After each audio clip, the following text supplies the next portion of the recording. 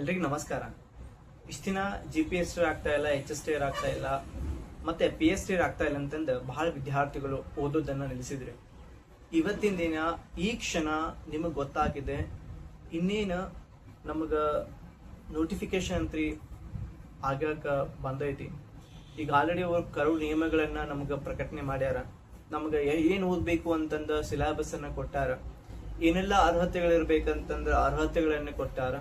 ಎಷ್ಟೆಲ್ಲ ಹುದ್ದೆಗಳಿರ್ಬೇಕಂತ ಹುದ್ದೆಗಳನ್ನ ಹೇಳಿದ್ದಾರೆ. ಏನ್ ಮಾಡ್ಬೇಕ, ನಾವು ಬದಲಾವಣೆ ಆಗ್ಬೇಕಾಗಿರೋದು ಇನ್ನೊಬ್ರೆಲ್ಲ, ಅದು ನಮ್ಮೊಳಗ ಮತ್ತ ನಮ್ಮತನದೊಳಗಂತ. ಹೌದು, ಬಹಳ ಜನ ಏನು ಓದೋದನ್ನ ಬಿಟ್ಟು ನಾವು ಬರೀ ಇದನ್ನ ಮಾತಾಡ್ತಿದ್ವಿ. ಬೇರೆ ಯಾರ ಬಗ್ಗೆ ನಾನು ಹೇಳಕ್ ಹೋಗಂಗಿಲ್ಲ, ಬಟ್ ನನ್ನ ಬಗ್ಗೆನೂ ಕೂಡ ನಾನು ನಿಮ್ಗೆ ಹೇಳಕ್ ಹೋಗ್ತೀನಿ. ಸೊ ಇವತ್ತಿನಿಂದಾದ್ರೂ ಕೂಡ ನಾವೇನ್ ಮಾಡೋಣ, ಬದಲಾಗೋಣ, ಮತ್ತೆ ಹೆಚ್ಚಿಗೆ ಓದ್ಲಿಕ್ಕೆ ಹೋಗೋಣ. ಮೊದಲಿಗೆ ನಿಮ್ ಅರ್ಹತೆಗಳನ್ನ ತಿಳ್ಕೋರಿ. ಅಂದ್ರೆ ನೀವು ಯಾವ ಒಂದು ಪರೀಕ್ಷೆಗೆ ತಯಾರಿ ಆಗ್ತಾ ಇದ್ರಲ್ಲ, ಆ ಒಂದು ಪರೀಕ್ಷೆಯ ಮತ್ತು ನಿಮ್ಮ ವಿಷಯದ ಮೇಲೆ ಅರ್ಹತೆಗಳನ್ನ ತಿಳ್ಕೋರಿ. ಕಂಪ್ಲೀಟ್ ನೀವು ಅಧಿಸೂಚನೆಯನ್ನ ಓದ್ರಿ. ಇದು ಫೈನಲ್ ನೋಟಿಫಿಕೇಶನ್ ಆಗಿದೆ ಅಂತಂದ್ರೆ ಇದು ಪೂರ್ತಿ ನೋಟಿಫಿಕೇಶನ್ ಅಲ್ಲ, ಒಂದು ಕರಡು ಪ್ರತಿ ಅಧಿಸೂಚನೆ ಅಂತ ಹೇಳ್ಬಹುದು, ಡ್ರಾಫ್ಟ್ ನೋಟಿಫಿಕೇಶನ್ ಅಂತ ಹೇಳ್ಬಹುದು. ಇದೇ ರೀತಿನೇ ಫೈನಲ್ ನೋಟಿಫಿಕೇಶನ್ ಕೂಡ ನಮಗ್ ಸಿಗ್ತದ. ಬಟ್ ಇಲ್ಲಿ ಏನ್ ಮಾಡ್ಯಾರ ಅಂತಂದ್ರ ಅವರು ನಮಗ ಏನ್ ಓದ್ಬೇಕ ಮತ್ ಎಷ್ಟು ಪೇಪರ್ ಇರ್ತಾವ, ಏನ್ ಅರ್ಹತೆಗಳಿದಾವ ಅನ್ನೋದನ್ನ ನಮಗ್ ಹೇಳ್ಯಾರ. ಇದು ಒಂದು ಪಾಯಿಂಟ್ ನಮಗ ಕ್ಲಿಯರ್ ಆಗಿರ್ತದೆ. ಮತ್ತೆ ಸಿಲೆಬಸ್ ಅನ್ನು ಕೂಡ ಅವರು ನಮ್ಗೆ ಆಲ್ಮೋಸ್ಟ್ ಎಷ್ಟು ಪೇಪರ್ ಇರ್ತಾವ, ಎಷ್ಟು ಮಾರ್ಕ್ಸ್ ಇರ್ತಾವ ಅಂತ ಹೇಳ್ಯಾರ. ಈಗ ಹಿಂದಿನ ರೀತಿ ಒಳಗಡೆ ಈ ರೀತಿಯಾಗಿ ಅಂದ್ರೆ ಪೇಪರ್ 1, ಪೇಪರ್ 2, ಪೇಪರ್ 3 ಅಂತಂದ ಪರೀಕ್ಷೆಯನ್ನ GPST ಮಾಡ್ತಿದ್ರು. ಬಟ್ ಇವಾಗ PSTR ಆಗಿರ್ಬೋದು, ದೈಹಿಕ ಶಿಕ್ಷಕರಾಗಿರ್ಬೋದು, ಮತ್ತೆ GPST ಆಗಿರ್ಬೋದು, ಮತ್ತೆ HSTR ಆಗಿರ್ಬೋದು. GPST ಒಳಗಡೆ ಏನು ಬದಲಾವಣೆ ಆಗಿದೆ ಅಂತಂದ್ರೆ, ಈ ಭಾಷಾ ಪ್ರವೀಣತೆ ಅಂತಂದು 3ನೇ ಪೇಪರ್ ಒಳಗಡೆ ನಾವು 3 ಅಂಕಕ್ಕೆ ಬರಿಬೇಕು. ಕನ್ನಡ ಭಾಷಾ ಪ್ರವೀಣತೆ ಬರಿಬೇಕ, ಇಂಗ್ಲಿಷ್ ಭಾಷಾ ಪ್ರವೀಣತೆಯನ್ನ ಬರಿಬೇಕಾಗ್ತದ. ಸೊ ಹಿಂಗಾಗಿ ನಾವು ಅರ್ಥ ಮಾಡ್ಕೋಬೇಕಾಗ್ತದ. ಯಾಕಂತಂದ್ರ ಇಂಗ್ಲಿಷ್ ಭಾಷಾ ಪ್ರವೀಣತೆ ಮತ್ತು ಕನ್ನಡ ಭಾಷಾ ಪ್ರವೀಣತೆ ಇದು ಬರವಣಿಗೆ ಇರೋದ್ರಿಂದ 100 ಅಂಕದ ವಿವರಣಾತ್ಮಕ ಪತ್ರಿಕೆಯನ್ನು ನಾವು ಬರಿಬೇಕಾಗ್ತದೆ. ಇದ್ರ ಬಗ್ಗೆ ನಾನು ಮತ್ತೆ ಸಂಪೂರ್ಣವಾಗಿ ನಿಮಗೆ ಹೇಳ್ತೀನಿ.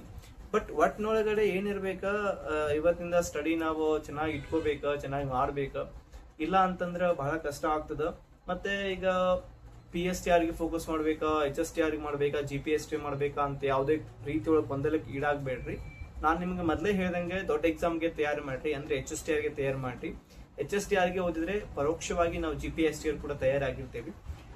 ಹುದ್ದೆಗಳು ಎಷ್ಟು ಅದಾವ ಅನ್ನೋದಕ್ಕಿಂತ ನಾವು ಎಷ್ಟು ತಯಾರಿ ಆಗಿದ್ದೀವಿ ಅಂತ ಕೇಳೋಣ. ಮತ್ತೆ ಪರೀಕ್ಷೆ ಯಾವಾಗ ಆಗುತ್ತೆ ಅನ್ನೋದಕ್ಕಿಂತ ನಾವು ಇವತ್ತೇ ನಾವು ಪರೀಕ್ಷೆಗೆ ಓದ್ತಾ ಇದೀವಿ ಅಂತ ಕೇಳೋಣ. ಪರೀಕ್ಷೆ ಪ್ರಶ್ನೆ ಪತ್ರಿಕೆ ಹೇಗ್ ಬರುತ್ತೆ, ಹಾಗ್ ಬರುತ್ತೆ ಅನ್ನೋದಕ್ಕಿಂತ ನೂರಾರು ವಿಚಾರಗಳನ್ನ ಮಾಡೋದಕ್ಕಿಂತ ಮೊದಲು ನಮ್ಮಷ್ಟಕ್ಕೆ ನಾವ ಏನ್ ಮಾಡೋಣ, ಹೀಗೆ ಬರುತ್ತದ ಅನ್ನೋದನ್ನ ನಾವೊಂದು ನೀಟಾಗಿ ಒಂದು ಸಿಲೆಬಸ್ ಅನ್ನ ನಮ್ಮಷ್ಟಕ್ಕೆ ನಾವ ಹಾಕೊಂಡು ಓದಾಕ್ ಸ್ಟಾರ್ಟ್ ಮಾಡೋಣ. ಓದಾಕ ಹತ್ತಂಗ ಅಥವಾ ಮಾಡ್ತಾ ಇದ್ದಂಗೆ ಓದಾಕ್ ಏನು ಕಂಟಿನ್ಯೂಸ್ ಆಗಿ ಓದಂಗೆಲ್ಲ ನಮ್ಗೆ ಗೊತ್ತಾಗ್ತಾ ಹೋಗ್ತದೆ, ಎಲ್ಲ ಸಿಗ್ತಾ ಹೋಗ್ತಾವ. ಬಟ್ ಓದೋಕ್ಕಿಂತ ಮೊದಲಿಗೆ 100 ವಿಚಾರಗಳು ಬರ್ತಾವ. ಇನ್ನು ಮತ್ತೊಂದು ವಿಷಯ ಏನಂತಂದ್ರೆ, ಈಗ ಇದು ಕರಡು ಅಧಿಸೂಚನೆ ಅಂತ ನಾನು ನಿಮ್ಗೆ ಹೇಳಿನಲ್ಲ, ಇನ್ನೊಂದು 15ರಿಂದ 20 ದಿನದೊಳಗಡೆ ನಮ್ಗೆ ನೋಟಿಫಿಕೇಶನ್ ಸಂಪೂರ್ಣವಾಗಿ ಸಿಗುತ್ತಾ. ಯಾವ ದಿನಾಂಕದಿಂದ ಯಾವ ದಿನಾಂಕವಾಗಿ ಅರ್ಜಿ ಸಲ್ಲಿಸಬೇಕು, ಮತ್ತೆ ಅದೇ ರೀತಿಯಾಗಿ ನಾವು ನಮ್ಗೆ ಇನ್ನೆಷ್ಟು ದಿನ ಎಕ್ಸಾಮಿಗೆ ಉಳಿತದ ಅನ್ನೋದು ಕೂಡ ಎಕ್ಸಾಮ್ ಟೈಮ್ ಟೇಬಲ್ ಕೂಡ ಅಲ್ಲಿ ಬಿಡ್ತಾರೆ. ಸೊ ಇದು ಒಂದು ಏನು ಮುಂದಿನ ಒಂದು 4ರಿಂದ 5 ತಿಂಗಳು ಏನಿದೆಯಲ್ಲ, ಅದು ಬಹಳ ಮುಖ್ಯ ಆಗ್ತದ. ಸೊ ನಿಮ್ಮ ಒಂದು ಸ್ಟಡಿ ಹೆಂಗಿರ್ಬೇಕು ಅಂದ್ರೆ ಶ್ರದ್ಧೆ, ಭಕ್ತಿಯಿಂದ ತಪಸ್ಸನ್ನ ಒಳಗೊಂಡಿರ್ಬೇಕು. ಹಂಗಿದ್ದ ಮಾತ್ರ ಆಗುತ್ತೆ. ಸೊ ಮುಂದಿನ ದಿನದೊಳಗಡೆ ನಮ್ಗೆ ಎಷ್ಟು ಸಾಧ್ಯ ಆಗುತ್ತೋ ಅಷ್ಟು ನಿಮ್ಗೆ ನಾನು ಹೆಲ್ಪ್ ಮಾಡಾಕ ಇಷ್ಟಪಡ್ತೀನಿ. ಸಾಧ್ಯವಾದಷ್ಟು ನೀವೇನ್ ಮಾಡ್ರಿ, ನೀವು ಪ್ರಶ್ನೆ ಪತ್ರಿಕೆ ತಗೊಂಡೆಲ್ಲ ಬಿಡ್ಸಾಕ ಟ್ರೈ ಮಾಡ್ರಿ. ಪ್ರಶ್ನೆ ಪತ್ರಿಕೆ ಬೇಕಾದ್ರೆ ಹಿಂದಿನ ವರ್ಷದ GPSTR, HSTR, ಕ್ರೈಸಿದು, CTET ನಿಮ್ಗೆ ನಾನು ಖಂಡಿತವಾಗಲು ಕೊಡ್ತೀನಿ. ಮತ್ತೆ ಮುಂದಿನ ನಾನು ನಿಮ್ಗೆ ಭೇಟಿ ಆಗ್ತೀನಿ. ನಮಸ್ಕಾರ.